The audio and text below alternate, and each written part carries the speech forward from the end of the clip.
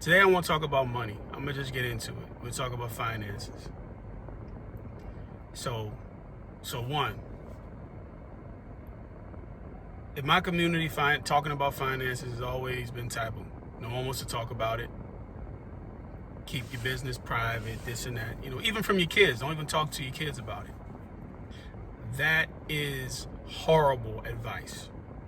I'm gonna just tell you right now, it's horrible. Okay, that's why we have so many problems we have, and we look at our kids and say why they can't get it. It's because you hide them from the very thing. There's two things in planet Earth that make the world go round: love and money. Okay, love is an intangible construct, cannot be measured. It is something we don't understand. It is something bigger than us. So as a person who knows who he is and knows where he's going, my understanding of love is to be empathy and to not put ego and to care about other people. There's layers of love. There's deeper love. You have your spouse, you have your kids, of course. But the basic fundamental of love is empathy and to put your ego down and to know that it's bigger than you. When you see someone hurting, it's not just, oh, that's not me, so I don't care. So that's love. All right. You want to help people. If you can't help somebody, you want to help them. All right. Money is the second thing. And this is why. I'm not talking about fiat money or gold, or I'm not trying to make, or Bitcoin. I'm not trying to make this about particular currencies or any particular things in value. I'm talking about whatever you got that you can barter with. Okay?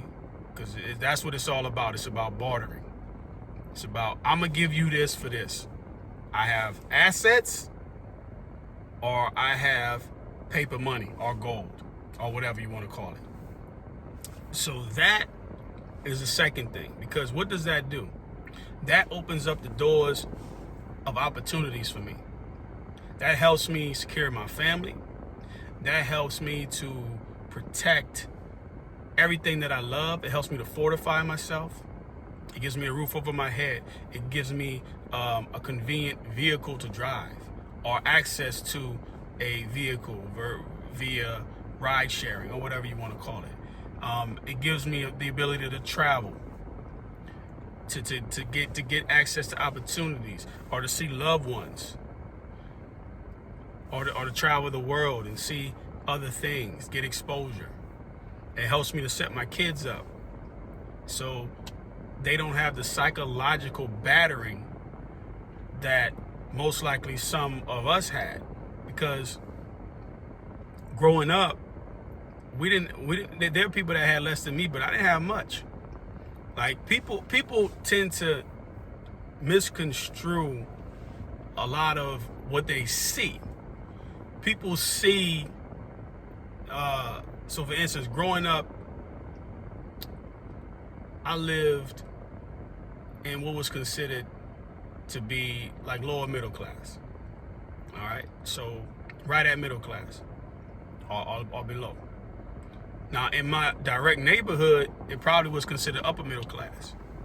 But if you looked at my clothes and the cars my parents drive and what I wore, I would be considered lower under middle class. People wearing Jordans, Nikes, all this stuff. People had all the brands and everything. I mean, I wore duck head. I don't know if you guys remember. I had to wear duck head. That's what I wore. British Knights. I was so happy when Fila came out because it was cheaper than Jordans and it was in the style. I was so happy there was an affordable shoe that was in style, because that's what I started to rock. I might have got one pair of Jordans my whole high school year. That's from 9th grade to 12th. I got one pair of Jordans, and they were teen Jordans. The reason I remember, because they weren't even real Jordans. I don't even think he wore these. They were teen Jordans. And you could ask, my best friend and I, we always laugh about it. It's the only pair of Jordans I ever got. So I came from lower middle class. I didn't have money to show, to take out girls or anything like that. I didn't have none of that. I didn't know what designer was until I was like 26, 27 years old. I heard of it, but I never seen it, touched it, or knew what that was. So I come from above the poverty line because of my protection. My parents were able to fortify me, protect me. You know, we lived in a house, we had transportation, we had food every day. I didn't want for nothing, but I didn't get everything. You know, I wasn't one of those kids who was blessed to have everything. So that's a little bit about me. Now, when you talk about my community and money, my community is very, very, how should I say it? Very, very money adverse. So, to talking about money, especially the baby boomer generation and the beginning of Generation X, it's almost like taboo to talk about money with your children. That is horrible. And the reason is because there are a lot of things that we don't find out until we're 30 years old. We're like, man, if I would have done this at 20, or my parents would have forced me to do this at 20, 21, I would have no worries. You don't tell your kids about money because you feel like they don't need to know your business or something like that. That is another form of selfishness. They are a part of your family. Now you make strict rules for them not to go anywhere and tell. They don't need to know exactly how much money you have in the bank, but they need to know what you're doing. Where's your money? Is it in a mutual fund? Is it in CDs? Is it in stocks? Like, what are you doing with your money? Is it in real estate? Kids need to know this stuff since when they're 5 years old. The school's not going to teach them. If anybody could show me a curriculum at any school or college that teaches you about money and what to do with money, I'll cut you a check for $500 right now. Because it doesn't exist. The reason I know it doesn't exist is because most of the people who come to me about information about real estate have college degrees, have masters actually, and doctorates. Those are the main people that don't know anything about money. They make a lot of money, but they don't know what to do with it. Making $250,000 a year and got your money at a 0.2% savings account or 401k that you can't touch until you're 65. That's not knowing about money. That's trying to let the system take care of your money. And you can't help people with system money. System money, 401k money, that's for you and your family. You can't help nobody. You can't open up no charity. You can't give $100,000 to a school with a 401k. I don't care if you work for 40, 50 years. You won't be able to do it. So we are setting our community and our kids up to not be able to help anyone except themselves by not talking to them about money. And in most cases, they can't even help themselves. So we need to do a better job, especially as me being on the cusp of Generation X and a millennial. So I'm millennial, Gen X. I'm at the end of Gen X, beginning of millennial. I'm speaking to everyone in my age group because we were lucky. We got to see it unfold.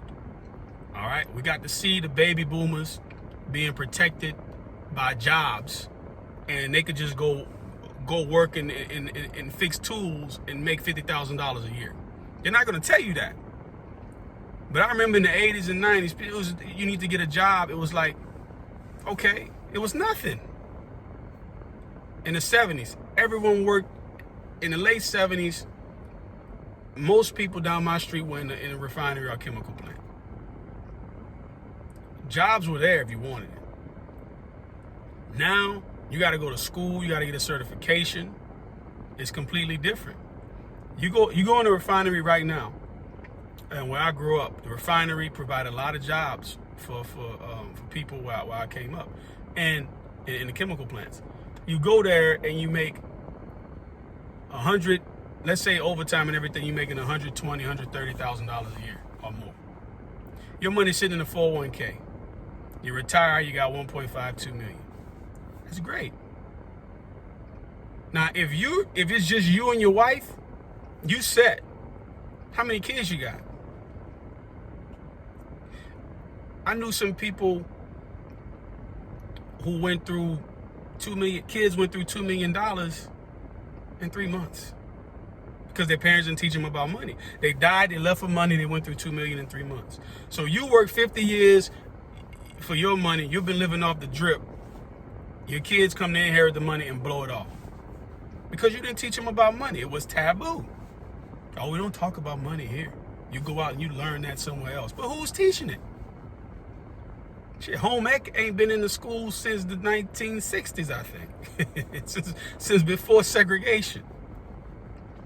So we need to do a much better job of teaching people about money. And I'm going to start posting some videos about money because I didn't learn about money till I was 34 years old. If I knew about money at 25,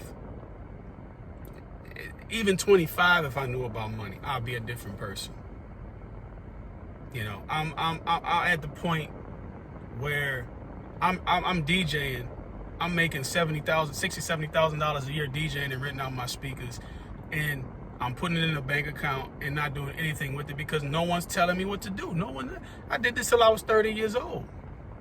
I had a little savings, but I didn't know what to do with my money because no one told me. Because it's taboo to talk about money. Oh, you do what you want with your money, man. It's your money. Money is money. No, we need to. If you ever want to help a community or help the country move forward, you need to teach people about money. It's love. Without love, you can't do anything. Without love, there's no empathy. We be killing each other. We all be like babies. I always say, if babies were born giants, if babies just were born on the table and grew up 20 feet tall, we'll all be dead. Because babies don't give a damn. They don't understand love until they get older. In nature, a child is, I just want to do what I want to do and I want to survive. Baby would just grab us and just eat us and do it. They wouldn't care. So love is learned, all right? You have to learn love. It does not exist. Want exists. Desire exists first. The second step to this society is how do I protect myself? How do I help other people? How do I live comfortably and conveniently? And the best tool to do those things is money. All right, I'm gonna let y'all go. Have a good weekend.